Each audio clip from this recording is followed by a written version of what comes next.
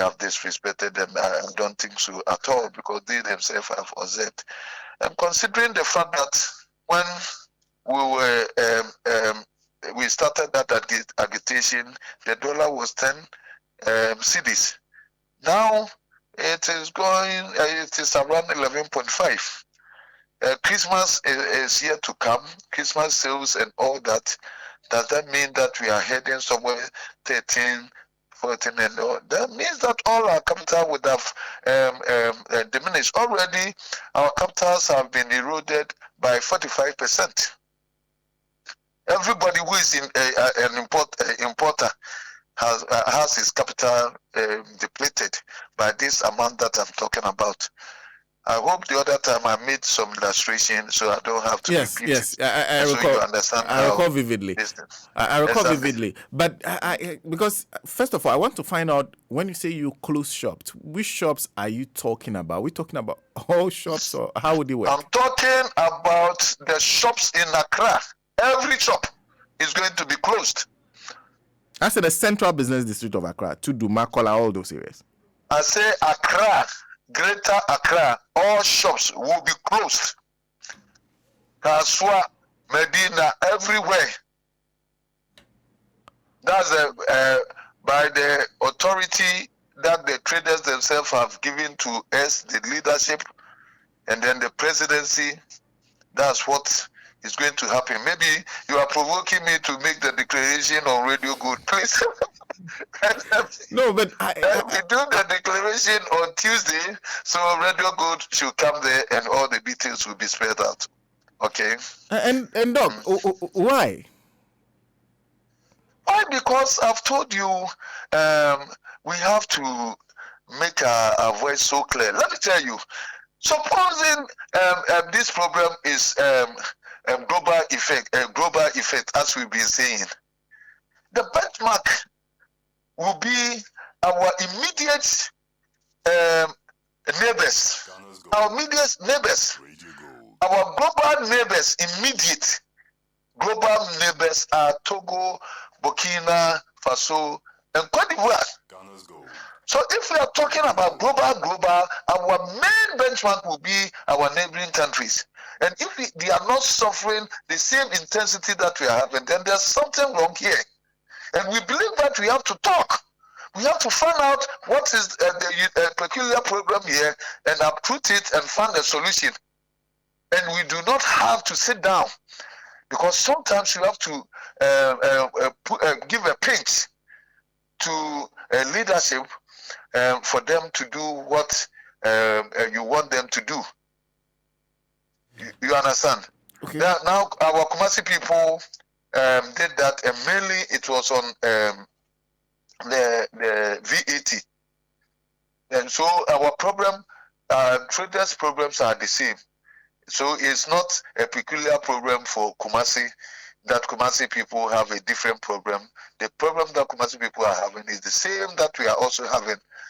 The Asante Hema intervened and pleaded, and then I think they have sobered, and today they will make a press statement.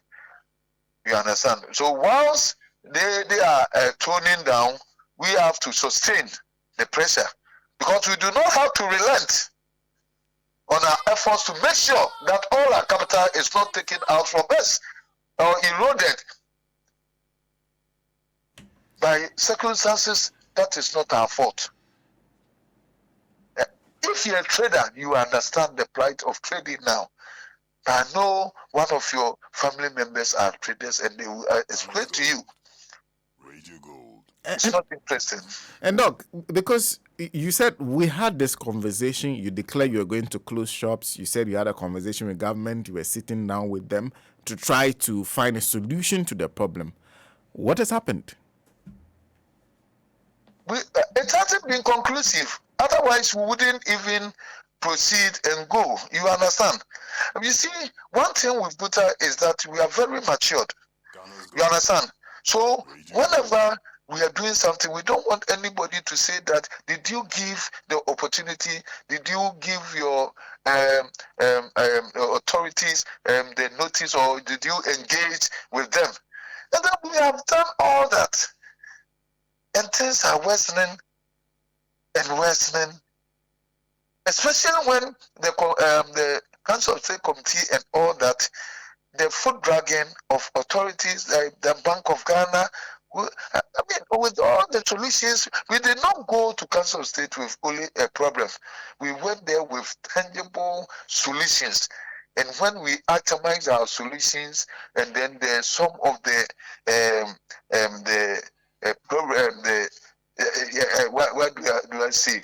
So some security details that we give to them about how this exchange rate is being abused and all that. The information that we've given, if sometimes you are made to think that there some of these bank officials are in connivance with the black marketeers and all that. Because then you give up very good information and it's not being acted upon and all that.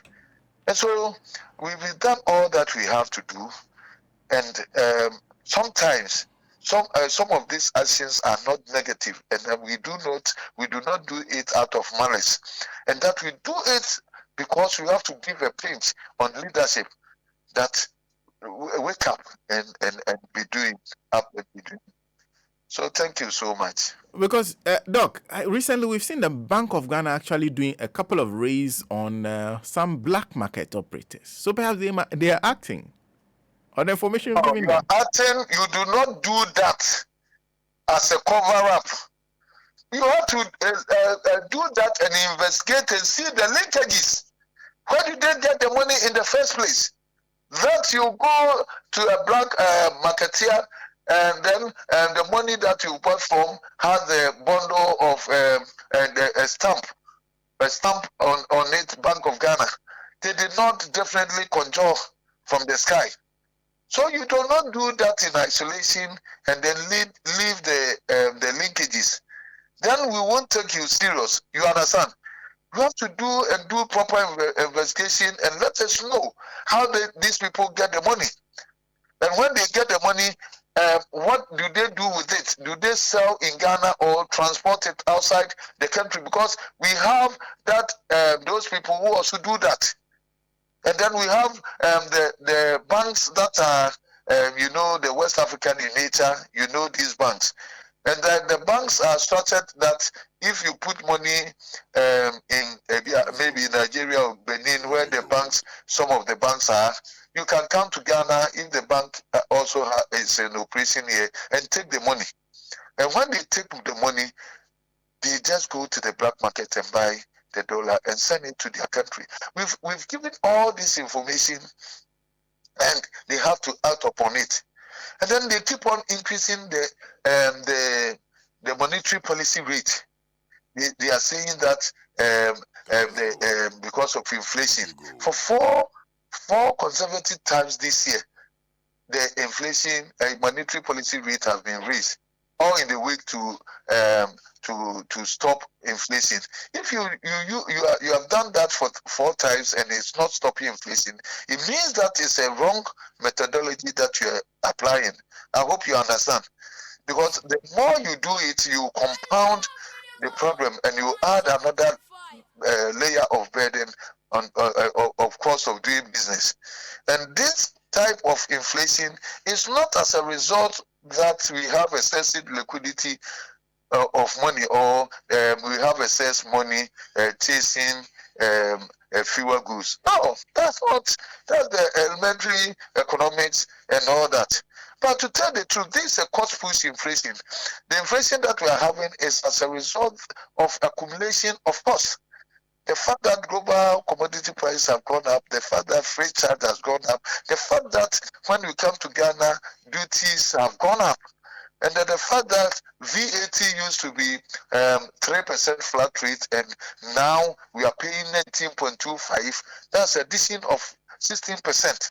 And the fact that you, Bank of Ghana itself, you are also increasing the monetary policy rate that has triggered the commercial lending rates to go up the roof.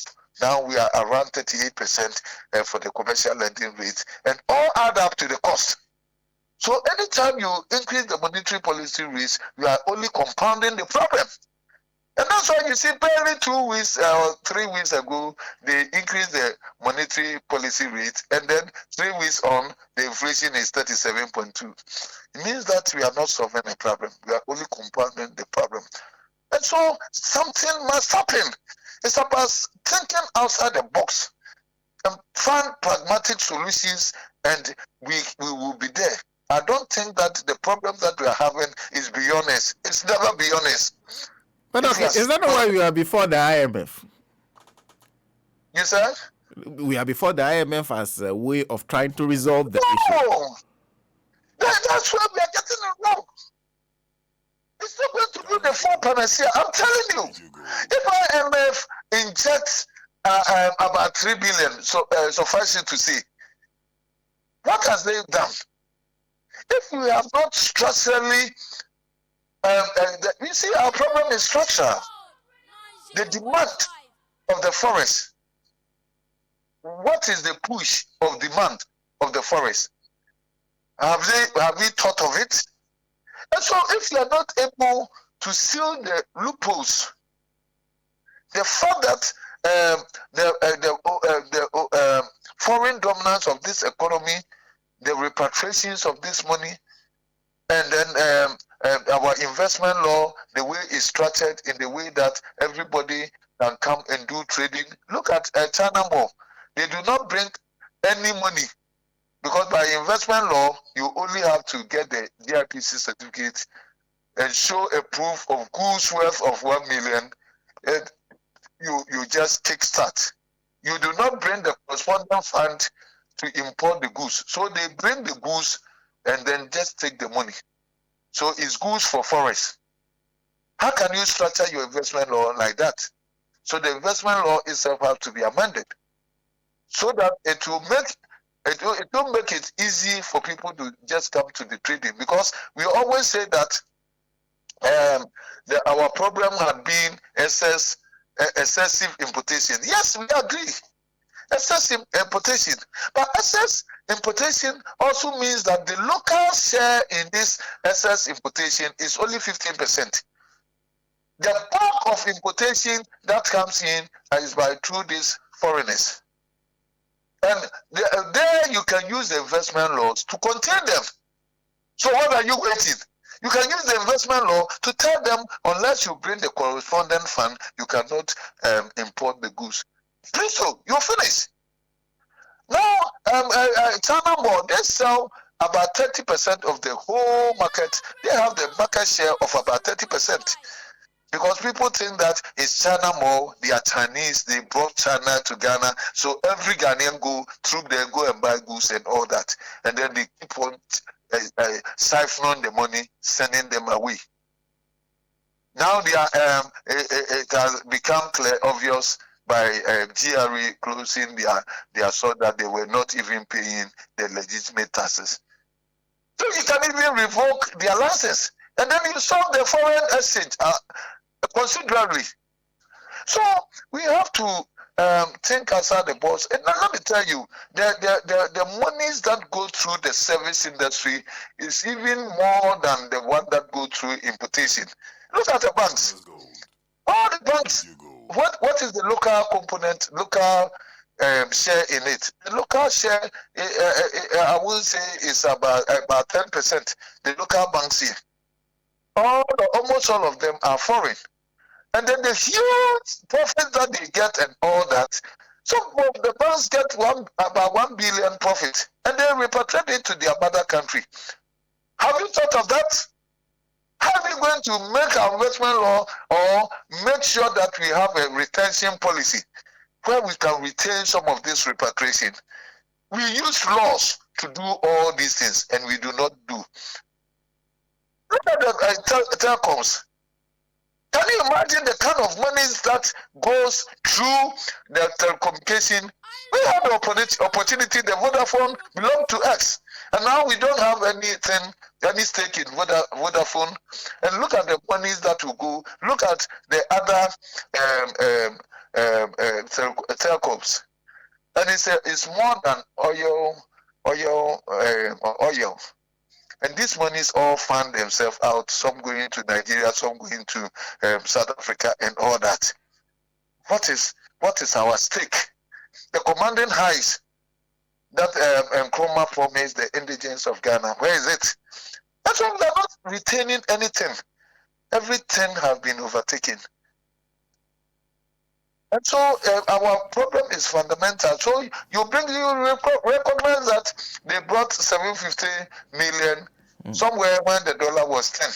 They brought 750 million to shore up the forest, and it couldn't sustain us for a week because there are about 5-10 companies in Ghana.